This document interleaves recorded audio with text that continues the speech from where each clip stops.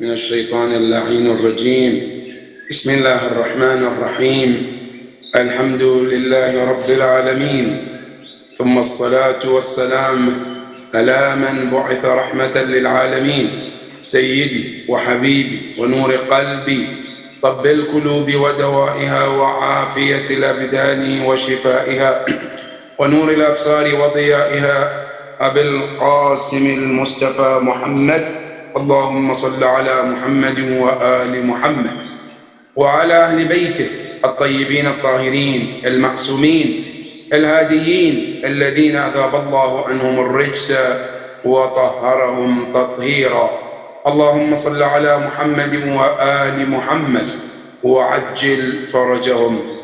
أما بعد، فقد قال الله سبحانه وتعالى في محكم تنزيله: أعوذ بالله من الشيطان الرجيم، بسم الله الرحمن الرحيم: ولا تحسبن الله غافلا عما يعمل الظالمون إنما يؤخرهم ليوم تشخص فيه الأبصار. صدق الله العلي العظيم. عباد الله، أوصيكم ونفسي بتقوى الله الذي إليه معادنا والذي إليه حسابنا، فإن كان خيرا فخيرا وإن كان شرا فشرا. My dear brothers and sisters, Assalamu alaikum wa rahmatullahi ta'ala wa barakatuh. Allow me to praise Allah subhanahu wa ta'ala for all His blessings, the ones that we can remember and the ones we can't remember. All thanks is due to Allah subhanahu wa ta'ala. And more importantly, we thank Allah subhanahu wa ta'ala for another life. We thank Allah subhanahu wa ta'ala for another blessing. To come online today and listen to the word of Allah subhanahu wa ta'ala and participating of our spiritual growth is such a blessing. We pray to Allah subhanahu wa ta'ala not to take that blessing away from us, Ya Rabb. I also salute our leader, our mentor, our prophet, the chosen one, the beloved of Allah subhanahu wa ta'ala, the messenger prophet Muhammad sallallahu alayhi wa alayhi. May the blessing and peace of Allah be upon him and his chosen household, the most knowledgeable ones, the successors of the prophet, the ones who carry the knowledge of the prophet, the ones who defend Islam with all their strength and gave everything they could to save and protect this religion of Allah subhanahu wa ta'ala. May the peace and blessing of Allah be upon them, and I pray to Allah to help us and guide us to be among those who shape their life according to the teaching of Allah and the sunnah of the Prophet and also the Ahlul Bayt alayhim as-salam. My dear brothers and sisters, once again I call and remind myself and remind all of us about taqwa Allah subhanahu wa ta'ala. Let each and every soul keep in mind that Allah is watching and He knows all what we do in private, in public. Doesn't matter where the action takes place, whether in the mountains or under the earth or in the sky, as the Quran tells us by the words of Luqman al-Hakim. Ya bunayya in takum mithqala habbatin fi sakhratin أو في السماوات أو في الأرض يأتي بها الله. My son, don't bother about where the action takes place. Don't bother about the location, whether be it in mountains, in the heavens, or on the earth. But bother to know that يأتي بها Allah. Allah will bring it forth to your attention the day that you and I are not willing to see it. Allah subhanahu wa ta'ala will let us see it. فَمَنْ يَعْمَلْ مِثْقَالَ ذَرَّةٍ خَيْرًا يَرَهُ وَمَنْ يَعْمَلْ مِثْقَالَ ذَرَّةٍ شَرًّا يَرَهُ. May Allah subhanahu wa ta'ala help us to shape our lives according to His teachings, inshaAllah. Ibad Allah, my dear brothers and sisters, as you know, yesterday marks the 8th of Shawwal, which is also another painful anniversary of Islamic history, which is about the demolition or destruction of Al-Baqiyah.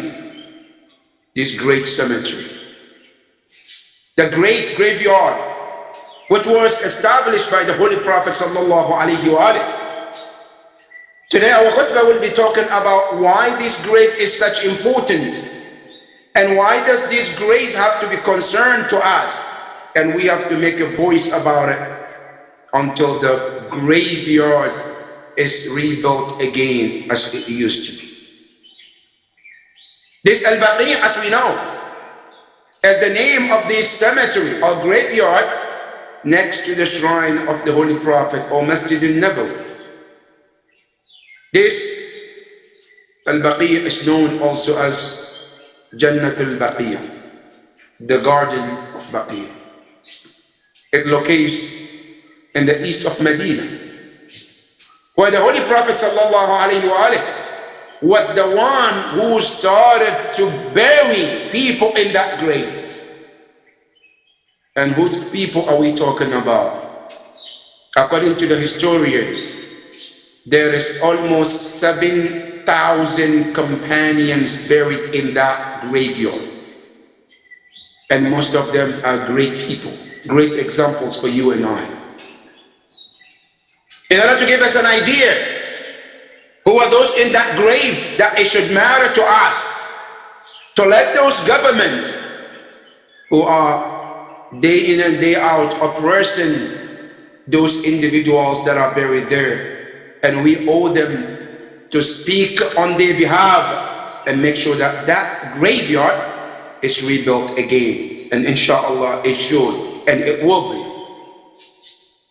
This graveyard contains great Imams of Ahlul Bayt alayhim salam, starting with Imam Al-Hasan ibn Ali Amir al-Mu'mineen, the first grandson of the Holy Prophet, Imam Al-Hasan alayhi salam. And who doesn't know Imam Al-Hasan alayhi salam? Imam Al-Hasan is the first grandson of the Prophet, the second Imam of Ahlul Bayt alayhim salam, the beloved child or the son of the Prophet, which all the historians has wrote and confirmed that Rasulullah sallallahu alayhi wa loves him so much, and he used to carry him with him to the top of his minbar. And anytime Rasulullah hears the cry of Imam Al-Hasan when he was a child, he always tells Fatima, Ya Fatima, ala ta'lamina anna buqa al-Hasan yu'dhini. Don't you know that whenever I hear the cry of Hassan, it pains me, it bothers me? That is Imam Al-Hasan alayhi salam. The historians tells us that Imam Al-Hasan, before he left this world, he wrote in his will to be buried next to his grandfather Rasulullah, in where we know today as Masjid al-Nabawi. But the wife of the Prophet did not let it happen. Imam Hussein alayhi salam stand firm to make sure that that will is established and taken care of. But it couldn't happen because the enemies of Imam Hassan alayhi salam wouldn't let it happen. And as a matter of fact, they threw some arrows at the coffin of Imam al-Hassan alayhi salam. And Imam al-Hussein alayhi salam was then forced to bury Imam al-Hassan alayhi salam in that graveyard known as Al-Baqi'. And Imam al-Hassan alayhi salam is the first Imam who is buried there in that graveyard. That's number one of the people who are buried there. And you know, my dear brothers and sisters, there is a saying that Sharaful Makan bil Makin. The holiness of a place is not by itself, it's because of what it contains. Today we are honoring Kaaba. We kiss Kaaba. We pay so much money to go there, not because of the Kaaba as a stone. It's what contains in that Kaaba, which is known as Hajarul Aswad, which came from heaven. And you know, this gives this Kaaba that honor and that respect. Al-Baqi' is that important, not because it's just a piece of land, because it contains this individual, Al-Imam Al-Hasan alayhi afdalu salatu wassalam. There is one of the people buried in that place. That's number one. Number two, Another great Imam buried there too. Who? The fourth Imam, Al-Imam Ali ibn al-Hussein, Zayn al-Abidin, Salamullah alayhi. The one who wrote what we call Zabur Ali Muhammad, well known of what he wrote and what he did, and his dedication to Islam, and his sacrifice in Karbala. And after Karbala, we know, and how he stood against the injustice after the tragedy of Karbala, with one after the other, until he too got poisoned. This great Imam Ali ibn al-Hussein is also buried in Baqiyah. Now imagine, today when we go to Karbala, we call it Karbala al-Muqaddas, because one Imam is buried there. When we go to Najaf, Imam Ali is buried there. When we go to Mashhad, Imam al-Rada is buried there. And we honor those places because of one Imam. Now think about it, when there is more than one Imam buried in that place on Baqiyah.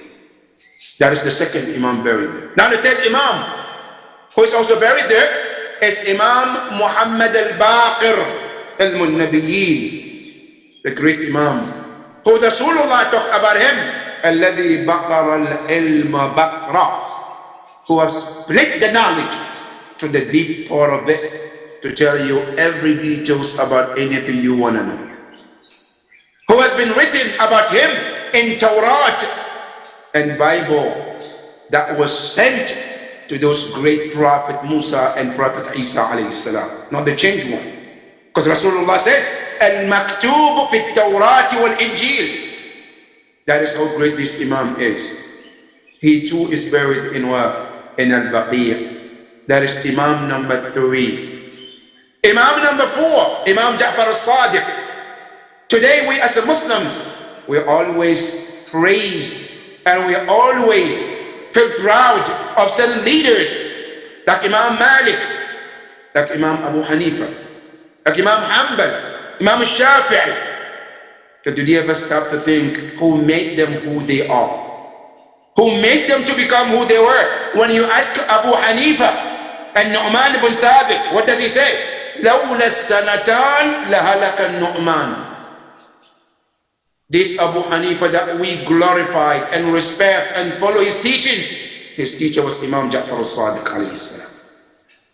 Imam Ja'far al-Sadiq is buried there in the Al-Baqiyah, making 4 of Ma'sumin buried one next to another. Right after you enter the Baqi', and the main door, when you look on the right side, you see these 4 great stars of Ahlul Bayt are buried right next to one another. Isn't that enough to make us concerned about this grave, about Baqiyah? Now put this aside. You have other important individuals too. Who are they? There are aunts of the Prophet buried there too, who Rasulullah comes and said, these are my aunts and I respect them. One of them is known as Safiya. The other one, Atiqa. These 2 aunts of the Prophet were buried in Baqi' too. And to top it all, you see Fatima bint Asad also is buried there. And who's Fatima bint Asad? The mother of Imam Ali alayhi salam, who also raised the Prophet, who when she died, Rasulullah slept in a grave and he said, Innaha ummi. This Fatima is my mother. You see, she used to make her children hungry and make sure that I get fed first. Rasulullah put his head on the place Fatima bint Asad was placed in the grave to make sure that she is comfortable in that grave.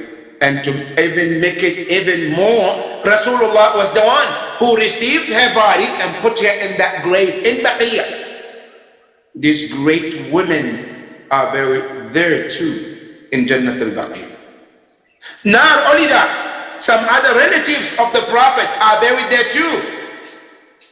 One of them, Aqil ibn Abdul Abi Talib, the brother of Imam Ali alayhi salam. Aqil was a full brother of Imam Ali alayhi salam, who was a great companion too. He was known as a man who knows the lineage of Arabs. That when Imam Ali wanted to get married after Fatima Zahra's martyrdom, Imam Ali went to Aqil and he asked him, Ya Aqil, ابحث لي امرأة ولدتها الفحول من فحول العرب لتلد لي غلاما ينصر ولدي الحسين في يوم عاشوراء. Ya Aqil, I know you are very great in genealogy of Arabs.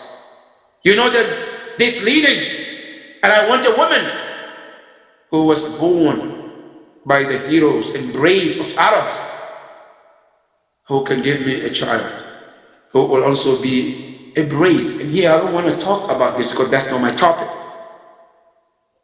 How genes affect our children and our future children. The gene of a woman can play a big role in the child that you and I are having. And Imam Ali tells us, وَلَدَتْهَا الْفُحُولِ لِتَلِدَ لِيَ غُلَامًا. So I can get this gene from her to give me a child who will be a great, brave child who will support my son Hussein on the day of Ashura.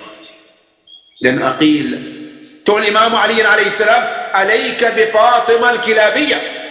Fatima al-Kilabiyya is the best one that I can tell you. And sure enough, Imam Ali married her and she gave him not one bravest, Allahu Akbar, who all attained the martyrdom on the day of Ashura along with their brother Imam Hussein alayhi salam. This great Aqil ibn Abi Talib is buried there in Baqi. That is another one among the family of the Prophet. Another one is also known Abdullah bin Ja'far. Abdullah bin Ja'far. We know who's Ja'far at-Tayyar, who lost his wings, his arms in the battle. And Allah replaced him with the wings that he will be flying with the angels in Jannah. This Ja'far, his son Abdullah, was a great companion who was also married to Zainab alayhi salam, the daughter of Imam Ali alayhi salam. He too is buried in Baqi as well. What a great personality. Not only that, another one, the uncle of the Prophet, Abbas bin Abdul Muttalib, also buried in Baqi as well. This is also another companion or another family member of Rasulullah. Now, let alone, let's come to the other companions who are not related to the Prophet by blood, who were great people, who were buried there in Baqi too. One of them also is known Uthman ibn Mad'un, this great companion, who Imam Ali alayhi salam, when they asked him, you name your son Uthman, whose Uthman did you name your son after? He says Uthman ibn Mad'un. What a great companion. His stories are there in the Islamic history and the role he played. This great man is buried there in Baqi as well. Not only that, the Prophet sallallahu alayhi wa alayhi, his son, which he had from another wife known as Maria al-Qibtiyya, the Egyptian, who the Prophet married her. They have this son called Ibrahim. Ibrahim died at the early age, which Rasulullah buried him also in Baqi as well. That is another companion, another grandson, another son of the Prophet. Another important figures that are buried in Baqi. One of them today, as we know, Imam Malik ibn Anas is buried there too. Imam Malik, which we all know. But today, when you go to Africa, majority of the West African Muslims are in the following the teachings of Imam Malik ibn Anas, who had a very, very distinguished position in Mecca and Medina back in those days, where he was given an authority to be the only one to give fatwa as long as he's alive, when there are many scholars, but they were always silent. They were silenced by the authorities, and they gave the voice to only Imam Malik ibn Anas. This Imam Malik is buried in Baqi too. Another one, the third Khalifa, Uthman bin Affan, Also, his story is similar to Imam al-Hassan alayhi salam, that he too wanted to be buried next to the Prophet. Like they buried Abu Bakr and Umar. He wanted to be buried there too, but didn't happen. He finally was buried in Baqi. But now, when he was buried outside Baqi. But the extension took place where later on his grave became part of Baqi. But in the early time when he was buried outside Baqi. That part where Uthman bin Affan was buried was considered outside the original Baqi that the Prophet started.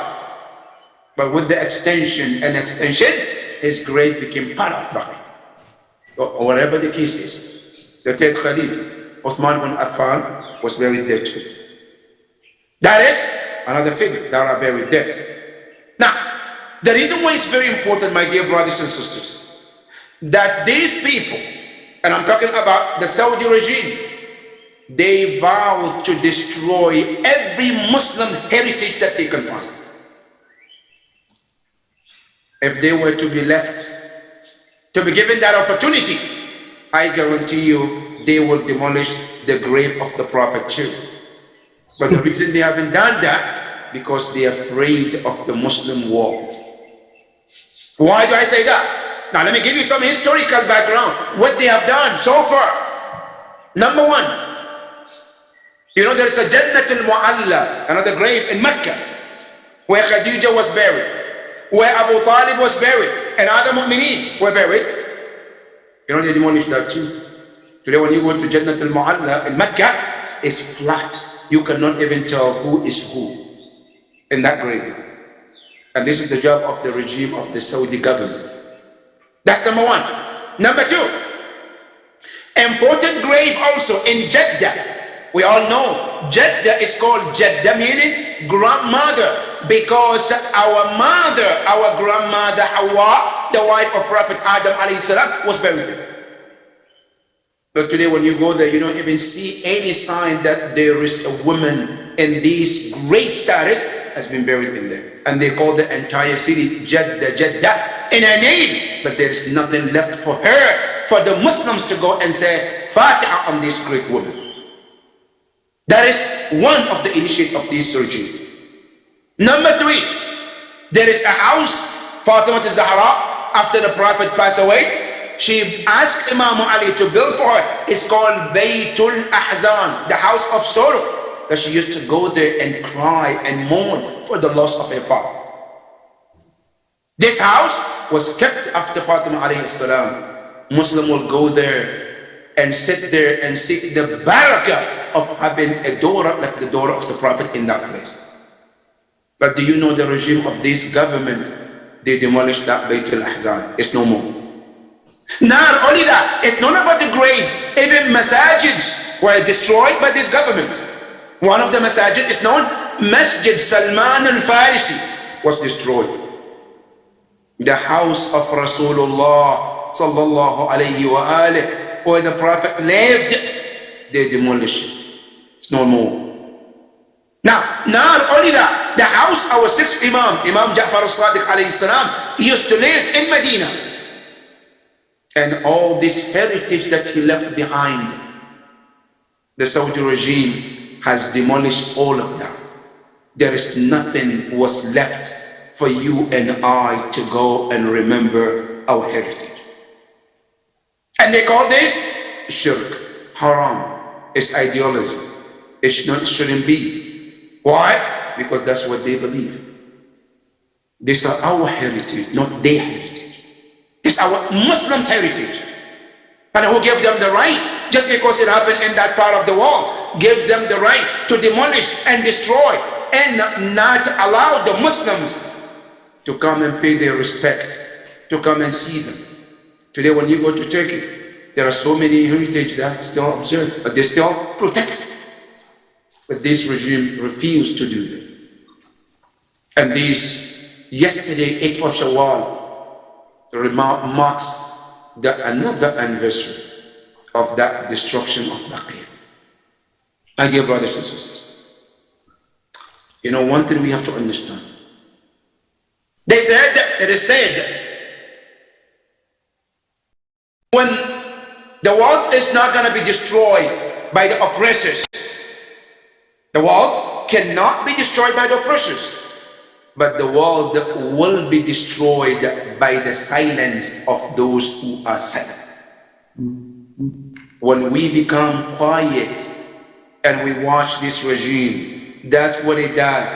One thing after the other, one thing after the other. That is, our silence is what allowed them to continue to do what they do. Today, as I said, brothers and sisters, when you go, the house where Zahra alayhi salam used to live, all of them, they're nothing to be seen. Why? It is our duty. We all have voices. We have ways to make sure that this voice doesn't stay silent. Because the last thing the regime wants is to be exposed and to be demanded. And we have the right to demand that all those places should be rebuilt. This heritage belongs to all of us, every one of us. It's not a property of that government to use and do whatever they feel or they want to.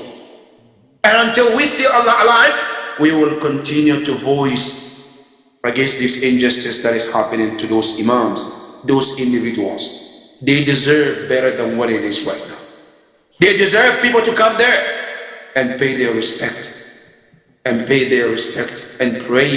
at their shrines. And we pray that Allah subhanahu wa ta'ala gives us that opportunity very soon, where those graves will rebuild again and go into the hand of the right servant of Allah subhanahu wa ta'ala, who can take care of it and maintain it and protect it, inshaAllah. And I pray to Allah subhanahu wa ta'ala that that day comes very soon, where we all will witness that great day where they will rebuild Al-Baqiyah, inshaAllah. And the last and not the least, our message to the entire world, those who are seeking for justice for everybody, from those who are seeking justice for humanity, and those who are seeking justice for animals, and right and equal injustice for all.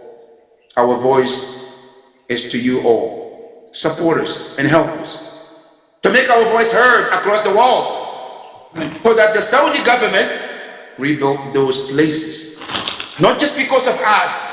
It's for the Muslim Ummah, not for one person or two, because this is for Muslim Ummah and not a group of Wahhabis. And we hope and pray that this voice will reach to all those freedom fighters, wherever they are, to fight for this justice for Ahlul Bayt alayhi salam, and those mu'mineen who are buried there, who deserve better than what it is right now. And Ya Allah, let it happen soon and sooner, Ya Rabbal Alameen. Bismillah ar-Rahman ar-Rahim. والعصر إن الإنسان لفي خسر إلا الذين آمنوا وعملوا الصالحات وتواصوا بالحق وتواصوا بالصبر. اللهم صل على محمد وآل محمد وعجل فرجهم. بسم الله الرحمن الرحيم. الحمد لله بارئ الخلائق أجمعين، ثم الصلاة والسلام على أشرف الأنبياء والمرسلين، حبيبي وحبيب إله العالمين، طب القلوب ودوائها وعافية الأبدان وشفائها ونور الأبصار وضيائها، أبي القاسم المصطفى محمد. اللهم صل على محمد وآل محمد وعلى أهل بيته الطيبين الطاهرين، لا سيما آخرهم قائم أهل بيت محمد المهدي المنتظر، روحي وأرواح العالمين لتربة مقدم الفداء.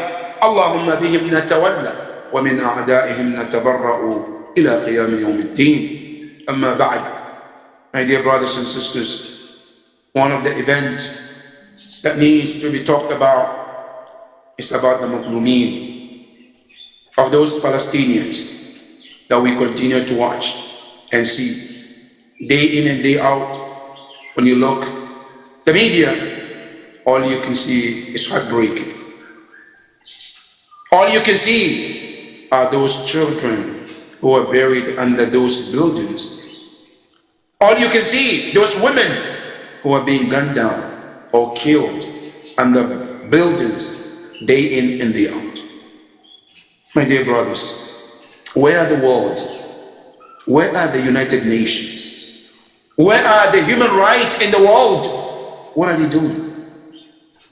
And the saddest part, they're bringing some of these items, the aid from outside, and the Israeli government stopped them from coming in. And all of this, the world is silent. Ya Allah, you are the voice of those who have no voice. Ya Allah, you are the power of those who are powerless. Ya Allah, you are the aid of those who need. Ya Ghiyath al-Mustaghithin. Ya Allah, aid our brothers. Aid them and help them, Ya Rabbi. It's really heartbreaking that the world is standing and watching. And I don't know what the history is gonna write about the people, about us in this generation. When we sit before our eyes, see this regime continue to kill children, women, innocent people, and we still are silent. And as if nothing is happening. And we all go on our business, having our own vacations, living our own life, as there is nothing is happening in the world, as everything is perfect. Yeah. While our brothers and sisters are being killed day in and day out. And the tragedy is here. The whole tragedy starts from here. And that is our Muslim, so-called Muslim world are even now blaming the ones who are being oppressed of not doing anything. Can you imagine? Can you imagine? So-called Muslims, so-called Arabs, they are now telling the resistance in Palestine, Hamas, that stop sending the rocket. Now, why don't you tell the ones who are bombing the buildings and killing the children to stop first? If you have something left in you as an honor and dignity, that is where you need to start. You don't tell the Mazloom, don't stand for your right when the zalim is there, killing day in and day out, and we're watching, and all we can do is to tell the Mazloom, don't speak up and don't stand for yourself. Ya Allah, we pray to you. Ya Allah, the world is never in need of our Imam more than what it is today. Ameen. Ya Allah, the world is so thirsty. The world is covered with all the injustice that you can think of. Allah, Imam Ali said it, and his words are nothing but truth. It says, "Sayati zamanun," a time will come for this ummah. أينما ترمي ببصرك لا ترى إلا ظالما أو مظلوم. Anywhere you turn your eyes to, you can only see two and not more than that. ظالم, an oppressor, أو مظلوم, or the oppressed one. And that is the world that we live in today. My dear brothers and sisters, just look, take a map and put in front of you. Check the world and see every country that you can think of. Either is zalim or mazloom. That's what it is. And the world is facing this, and those who can do something, they are not doing anything. But dear brothers and sisters, one thing I'm going to tell myself first, and tell all of us and the audience, we all have responsibilities. This is not going to go in vain, that you and I will not be asked Yawm al-Qiyamah. Allah subhanahu wa ta'ala tells you and I, starting from the Mazloom himself, all right? Yawm al-Qiyamah, they will be questioned. Fima kuntum, how was your status? How was your life on the earth? Kunna mustada'afina fil ard.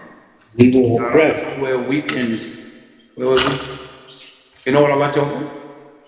The response comes, Alam takun ardullahi wasi'a fatuhajiru fiha. Wasn't the land of Allah was vast enough for you to migrate from one location to another? That is the Mazloom. And you think you and I will stand and not question by Allah, why didn't you say anything or do anything for the Mazloom? When you heard them, they call, why didn't you do something? وَقِفُوهُمْ إِنَّهُمْ مَسْئُولُونَ. My dear brothers and sisters, the least we all can do is to call our representative. That's the least we can do. Call your representative and voice your concern about what is happening in Palestine. That is one responsibility on our shoulders that we all can do. And not only that, there are many more we can do. Yes, dua is important, but you voicing and making your voice to your representative is another way to put a pressure on them, so they can put the pressure on Israelis, on that regime, to stop this killing innocent people and children. My dear brothers and sisters, it doesn't stop there. It goes to other part of the world too. When we see before our eyes what is happening in other part of the world, we see what is happening in Myanmar, we see what is happening in Nigeria. Still, our Ummah is quiet, and we know that this scholar, Zakzaki, still has not been released. They haven't said any crime he committed to deserve to be behind the bars. And years has passed by, and the world is still quiet, as nothing has happened. Where is the justice? And we all are quiet, and nothing we will say. But may Allah prolong the life of Justice Sheikh Zakzaki. May Allah protect him. If the day comes we hear he's dead, then we're going to read Fatiha, Majalis, and this. But when he was alive, what have he done to protect him and save him and stand for him? And we know that is the message of our Imams.